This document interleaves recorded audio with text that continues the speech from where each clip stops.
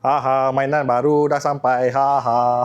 Okay, Assalamualaikum warahmatullahi wabarakatuh. Selamat datang ke MSH RC Empire, your one-stop RC center. MJX keluar lagi barang baru lagi. Ui, tak masuk akal betul lah dengan nasi keluar setiap tahun ni apa benda ni. So kat depan kita ni ada skala 1/16 ya. Kita ada bentuk macam vortex dan juga kita ada bagi satu. Ini adalah stadium truck, ini adalah bagi. Dua-dua ni adalah skala 1/16. Masing-masing ada cara berbeza untuk main dan juga korang boleh tengok bentuk body shell dia berbeza lah, of course. Jom kita buka dulu tengok apa yang ada di dalam.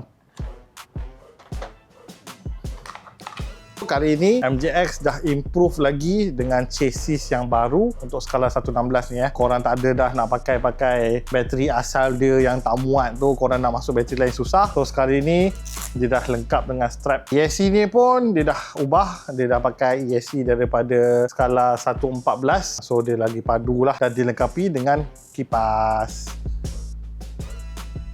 Sama juga dengan dia punya abang yang sebelum ni.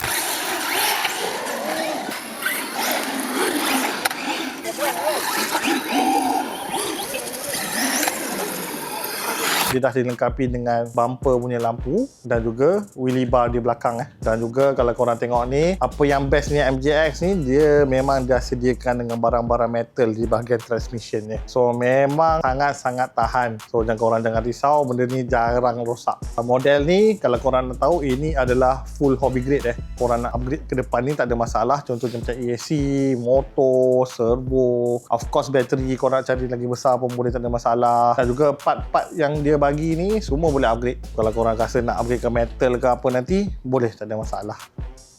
Sama juga dengan bagi ni lah. Dia punya chassis adalah lebih kurang, tetapi cara main dia berbeza sebab tayar dia saiz berbeza. Dia ni tayar monster truck lagi besar, tayar bagi ni untuk lebih lincah main dia. Korang jangan risau, MJX ni memang harga dia sangat berpatutan. Macam yang korang tahu, seluruh produk MJX ni sangat-sangat berpatutan harga, termasuklah dengan model baru ni. So korang jangan risau nak pecahkan korang punya tabung, harga dia memang sangat-sangat berpatutan. Yang bahagian bagi ni pula dia sediakan 2 set tayar dan juga body shell.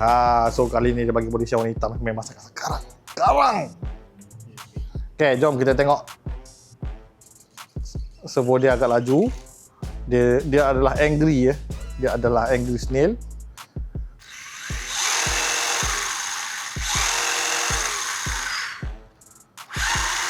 Okay, memang sangat seronok lah untuk main. So mana korang nak dapat model brushless dengan harga sebegini ya. Memang almost impossible. Okay guys, so remote pun dah upgrade ya. Dah ada macam-macam feature. Kawal lampu, kawal speed, kawal dia punya corner angle dia, semua boleh buat dekat remote ni. Okay. Alright, so kalau korang nak dapatkan MJX ni, korang boleh singgah ke MSH hari ini juga. Kita juga ada postage ke seluruh Malaysia dan juga kita sediakan SPay letter untuk korang yang nak menggunakan ansoran.